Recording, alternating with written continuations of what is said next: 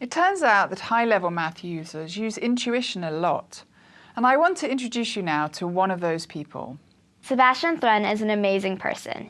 He invented self-driving cars, he is a vice president at Google, and he led the development of Google Glass, the new funky-looking glasses that you can wear and record things by blinking. He is also the CEO of Udacity, an online course provider. Here is Sebastian, one of the world's most successful math thinkers and inventors, talking about intuition and math in life. The sad part is when the abstraction comes along, putting this into formulas, people often lose intuition. They think, wow, these are like abstract little things they have to manipulate according to fixed rules. And those fixed rule manipulations are devoid of an intuitive interpretation.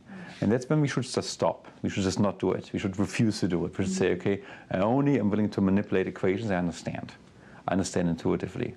And if it takes us longer, that's fine. I remember in my early scientific career, I stared at papers that, from today's perspective, look easy, and I would spend 2 weeks thinking about one math formula to internalize it.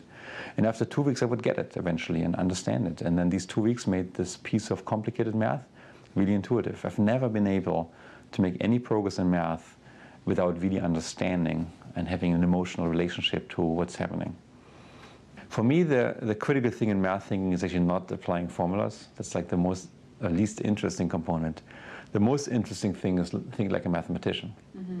And thinking like a mathematician is a very intuitive thing. It's a skill that you can look at a problem and make an assessment when there are numbers involved, when there are quantities involved. It's the skill of making a baking recipe and understand how to scale it up to more people. It's the skill how to pack a truck when you want to move somewhere, and how the moving distance affects the size of truck you're going to rent, and the way you pack it, turns out. If you move short distance, you pack it differently, you move long distances. Mm-hmm. These skills in daily life, really, really good mathematicians to me have really insightful answers for those skills. Mm-hmm. And math to me is just a training course to be a citizen, how to think in the world of numbers, of people, of relationships, of time, of space, and so on. So if we can get kids that feeling of how to deal with these things and empower them and take away the fear, we win.